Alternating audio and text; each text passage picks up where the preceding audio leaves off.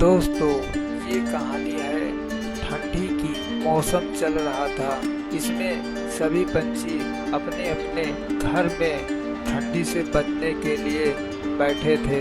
बहुत ही अधिक ठंडी पड़ रही थी और सभी पंछी आपस में किसी भी पंछी की नहीं जमती थी। किसी न किसी बात से सभी पंछी से नाराजगी थी। जंगल के सभी पंछी किसी पंछी से आपस में नहीं जमती थी। वह सभी पंछी से नाराजगी रहती थी। ठंडी में टोनी चिड़िया के बच्चे काफी भूखे थे। टोनी चिड़िया के पास खाने के लिए कोई भी दाना नहीं था और इतने ठंडी में दाना लेने बाहर कैसे जाए।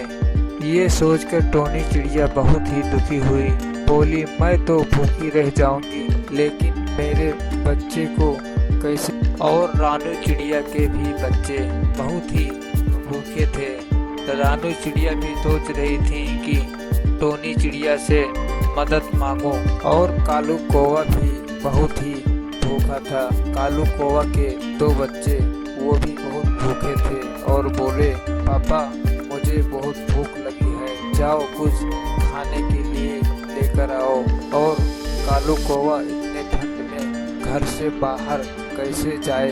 कालू कौवा डरते डरते टोनी चिड़िया के पास खाने के लिए कुछ मांगने गया और बोला, टोनी बहन, हमें कुछ खाने के लिए दे दो।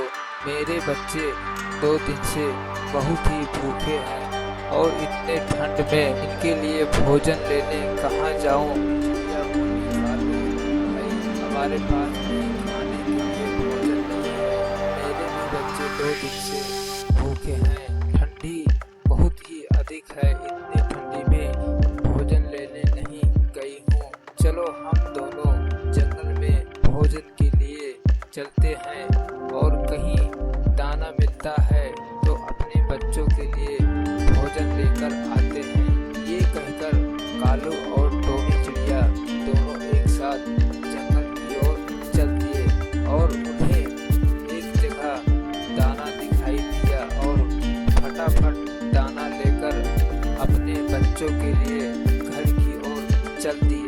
और दाना लाते देखकर चील उन पर अपना शिकार बनाने की तैयारी में लग गया। टोनी चिड़िया और कालू कौवा को चील मारकर खाने की तैयारी करने लगा। वह झट से एक पेड़ पर जाकर बैठ गया कि जैसे ही टोनी चिड़िया और कालू कौवा इस रास्ते से जाएंगे, उन्हें पकड़कर अपना शिकार बना लूंगा। चील को देखकर टोनी चिड़िया और कालू कौवा झट से जाकर अपने सेब के घर में छिप गए और चील ही देखता ही रह गया।